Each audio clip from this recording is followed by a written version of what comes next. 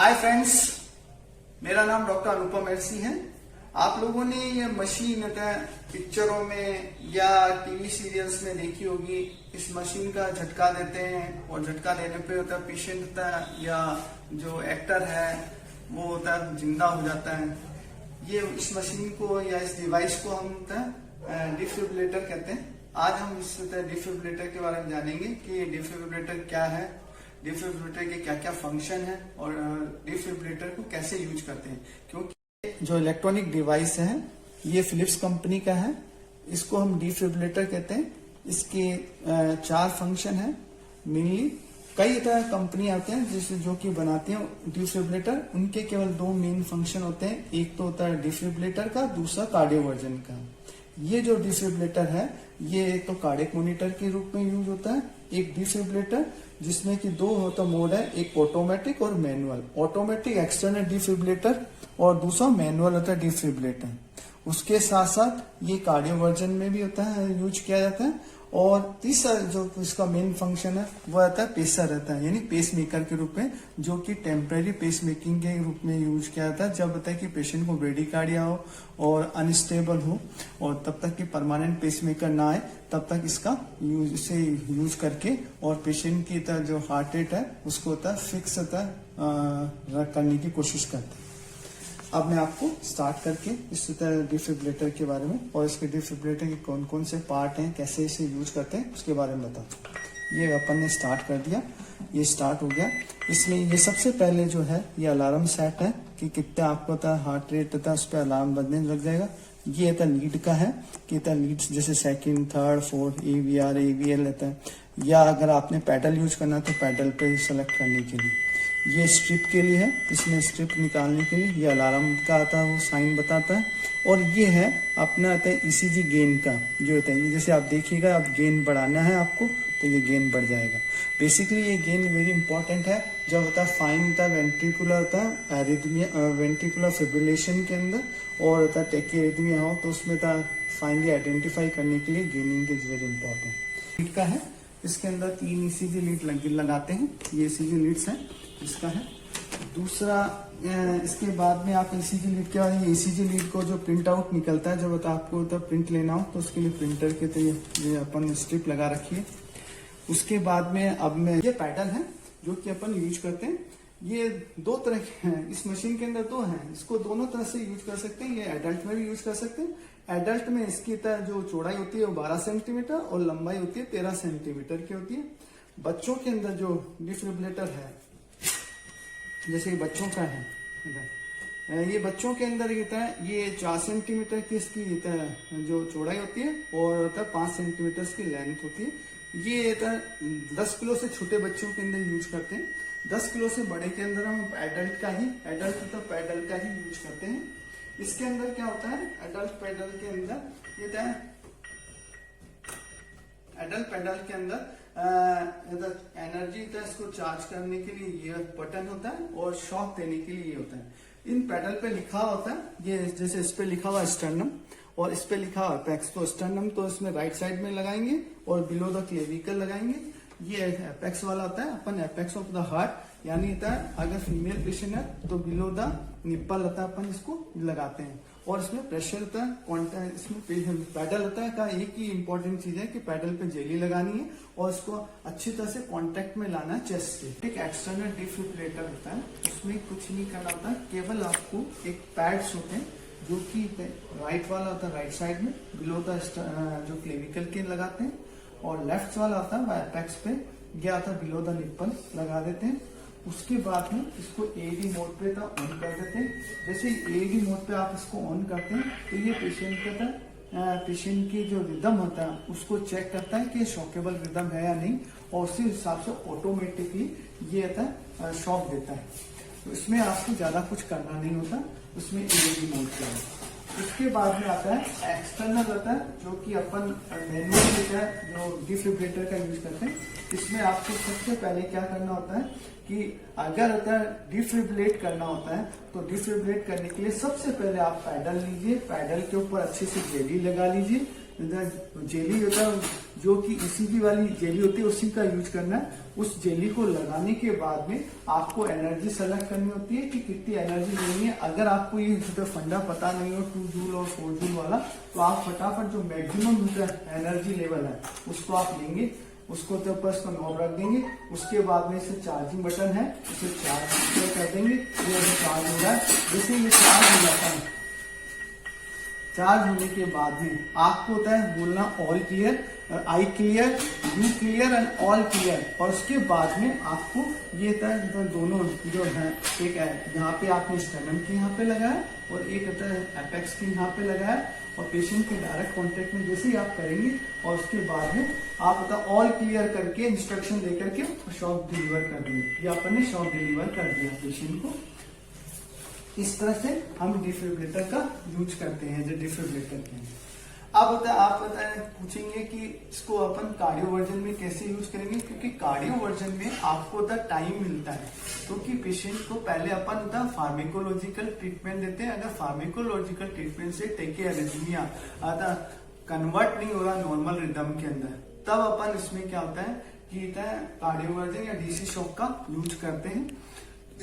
इसमें क्या होता है, इतना टाइम मिल जाता है पेशेंट कि आप पेशेंट की कंसर्न ले सकते हैं, उसके साथ साथ उसके जो चेस्ट पे एक्सेसिव हेयर है उसको रिमूव कर सकते हैं, और उसके बाद में आप होता है कार्डियोवर्जन की प्रक्रिया अपनाते हैं। इसमें भी क्या करते हैं, सबसे पहले अपन इसमें एनर्जी सेलेक्ट करते हैं। जैसे अगर नेरो कॉम्प्लेक्स है तो अपन 50 जूल, जैसे मैंने 50 जूल कर लिया। उसके बाद में अपन सिंक्रोनाइज बटन दबाते हैं। सिंक्रोनाइज करना जरूरी है। सिंक्रोनाइज बटन दबाने के बाद में फिर अपन एनर्जी चूज करने के बाद में इसको चार्ज कर देते हैं। जैसे मैंने अभी इसको 50 जूल तक चार्ज कर दिया। अब चार्ज होने के बाद में आपको इस पर पैडल रखते हैं, जिस तरह से कि आपने जैसे ये पैडल्स है, एक स्टर्नम पर और एक एपेक्स के ऊपर। उसके बाद में सेम वही था कि ऑल क्लियर वाला इंस्ट्रक्शन देना है, और उसके बाद में आपको एनर्जी शॉक देना है। शॉक देने के लिए शॉक वाला बटन है, उसे शॉक देते हैं। इसमें एक इम्पॉर्टेंट चीज है कि इसमें सिंक्रोनाइज करना है, और उसके बाद में ये है कि जब भी आप कार्डियोवर्जन दें तो पैडल का एनर्जी देने के बाद में कुछ फिक्शन मिनट तक, आपको कुछ सेकंड्स तक इसको होता है पैडल्स को चेस्ट वाल से हटाना नहीं है, क्योंकि एनर्जी देने से पहले वो होता है अपने आप को सिंक्रोनाइज करता है आर वेव के साथ। उसके बाद में ये एनर्जी डिलीवर करता है। उसके बाद में आपको जो तीसरा जो फंक्शन है, इसमें क्या होता है, जब पेशेंट को ब्रेडिकार्डिया हो, लेस देन 60 तक हार्ट रेट हो, और वह जो कि एट्रोपिन से रेजिस्टेंट हो, और पेशेंट अनस्टेबल कंडीशन हो, तब हम इसमें जब तक कि परमानेंट पेसमेकर ना आए, तब हम इसमें इस डिफिब्रिलेटर का यूज करके, और इसको होता है हम टेम्परेरी पेसमेकर की तरह यूज कर सकते हैं। इसमें क्या होता है, सबसे पहले अपन पेसर वाला था ये बटन दबाएंगे। इसमें जैसे डिफिब्रिलेटर में पेसर लिखा हो, ये दबाया, दबाने के बाद में इसमें आता है एक तो फिक्स मोड और एक डिमांड मोड। ये डिमांड मोड है और फिक्स मोड। अपन को फिक्स मोड पे रख लेना है। जैसे मैंने इसमें 70 पल्स पर मिनट कर रखी है। आप चाहो तो उसको आगे पीछे कर सकते हो, जैसे कि 80 रखनी 80, 70 रखनी 70, 60 रखनी 60, जिससे तो मिनिमम अपन 70 के 80 के आसपास पल्स रखते हैं। उसके बाद में अपन को क्या करना है, आउटपुट देना है की एनर्जी का, कि भाई आपको जैसे मैं मिनिमम अपन जो स्टार्टिंग एनर्जी स्टार्ट करते हैं, इसमें एनर्जी जो देते हैं वो मिली एम्पियर में देते हैं। 1 मिली एम्पियर पर केजी के हिसाब से इसमें एनर्जी देते हैं। इसके अंदर अब आपको 30 मिली एम्पियर आपने दी। उसके बाद में आपने इसको तो बढ़ाते जाना है जब तक कि आपके की जो फिक्स जो आपकी डिमांड है उतनी हार्ट रेट ना आ जाए, या फिर आपके जो स्पाइक के साथ में जो क्यूआरएस कॉम्प्लेक्स है वो वाइडर ना आ जाए, तब तक होता है। तो अपन को यूज करने से पहले आपको कुछ टेक्निकल चीजें जानना जरूरी है, जैसे कि लीथल एरिथमिया क्या है या शोकेबल रिदम क्या है। शोकेबल रिदम है एक तो वेंट्रिकुलर टेकिकार्डिया विद पल्सलेस होता है, एरिथम होता है इसके अंदर। दूसरा होता है वेंट्रिकुलर फिब्रिलेशन। इसके अंदर हम डिफिब्रिलेटर का यूज करते हैं। दूसरा इसके बाद है नॉन शॉकेबल रिदम। कौन कौन से हैं नॉन शॉकेबल रिदम जिसमें कि हम डायरेक्टली डिफिब्रिलेटर यूज नहीं करते हैं, उसमें पहले अपन सीपीआर एंड एड्रेनालिन और एट्रोपिन का यूज करते हैं, वो है एसिस्टोन, और दूसरा है पल्सलेस इलेक्ट्रिक एक्टिविटी। ये नॉन शॉकेबल रिदम्स है। उसके एनर्जी देनी चाहिए क्या है, उसके लिए है फंडा है कि लेस देन 10 kg हो तो 2 जूल पर केजी के जो हिसाब से यूज करते हैं। अगर मोर देन 10 kg करता है तो 4 kg जूल के हिसाब से अपन यूज करते हैं। अब उसमें भी दो बातें आती है कि ये मोनोफेजिक यूज करना चाहिए या बाइफेजिक यूज करना चाहिए डिफिब्रिलेटर। मोस्टली जो अभी नए जितने भी डिफिब्रिलेटर है वो बाइफेजिक आते हैं। पहले पुराने टाइम में मोनोफेजिक आते थे। मोनोफेजिक के अंदर क्या होता था कि जैसे ये दो मैंने आपको ग्राफ इसमें पिक्चर में दिखाया कि दो पैडल लगे हुए, एक स्टर्नम पे लगा हुआ राइट साइड के अंदर, एपेक्स पे लगा हुआ लेफ्ट साइड के अंदर। इसमें जो करंट है वो एक ही पैडल देता है, जैसे कि ये एपेक्स से करंट जा रहा है एक ही डायरेक्शन में, तो इसे कहते हैं, इसी के अंदर मोनोफेजिक के अंदर यूनिपोलरिटी होती है।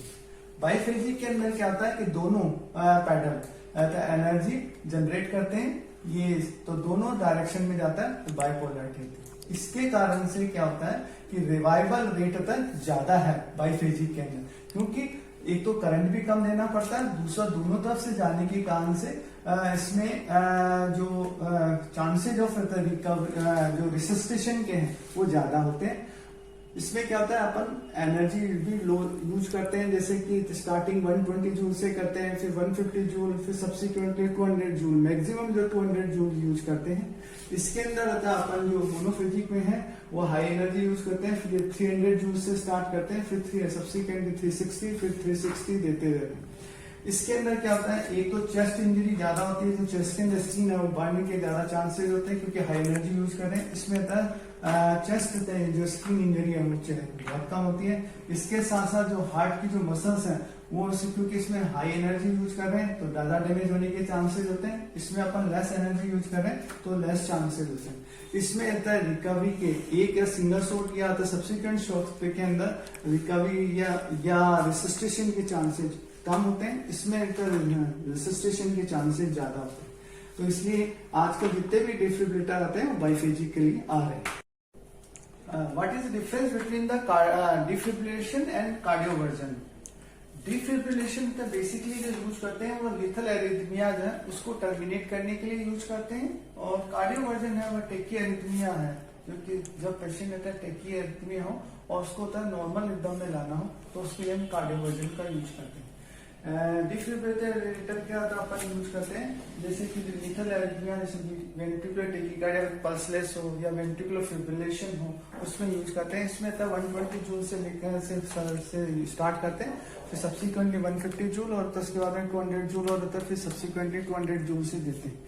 टेकी एरिथमियाज के अंदर होता है दो तरह के होता है, एक तो नेरो कॉम्प्लेक्स होता है और एक broader complex. What is the difference between the narrow complex और ब्रॉडर कॉम्प्लेक्स? इसमें क्या QRS होता है, जो वेव होती है वो अगर होता है मोर देन होता है 0.12 सेकंड से ज्यादा है तो होता है अपन कहते हैं ब्रॉडर कॉम्प्लेक्स। अगर होता है 0.12 होता है सेकंड से लेस है तो उसे नेरो कॉम्प्लेक्स।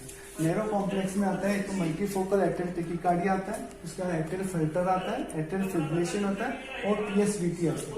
इसके अंदर अपन जो स्टार्टिंग जो है एनर्जी यूज करते हैं 50 जूल यूज करते हैं, फिर सब्सिक्वेंटली 100 जूल एंड देन इसके बाद में इंक्रीज करते जाते हैं। ब्रॉडर कॉम्प्लेक्स में जो होता है वेंट्रिकुलर टेकीकार्डिया आता है विद पल्स होता है, पल्स होती है इसके अंदर फील, बट होता है पेशेंट अनस्टेबल होता है, मे बी BP कम हो सकता है और होता है मे बी पेशेंट होता है ड्राउजीनेस होता है, सम न्यूरोलॉजिकल होता है प्रॉब्लम्स हो सकती है। तो उसमें अपन स्टार्टिंग करते हैं 100 जूल से 100 या 120 जूल से स्टार्ट करते हैं।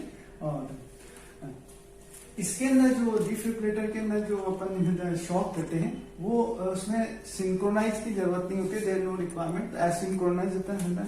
इसके अंदर जो अपन यूज करते हैं सिंक्रोनाइज होता है, जो शॉक का यूज करते हैं। सिंक्रोनाइज का मतलब है कि आर वेव के अकॉर्डिंग होता है, सिंक्रोनाइज करके आर वेव से सिंक्रोनाइज करके फिर देते हैं, या फिर होता है QRS कॉम्प्लेक्स की जो पीक वेव होती है उससे होता है अपन सिंक्रोनाइज करके इसमें जो एनर्जी दी जाती है।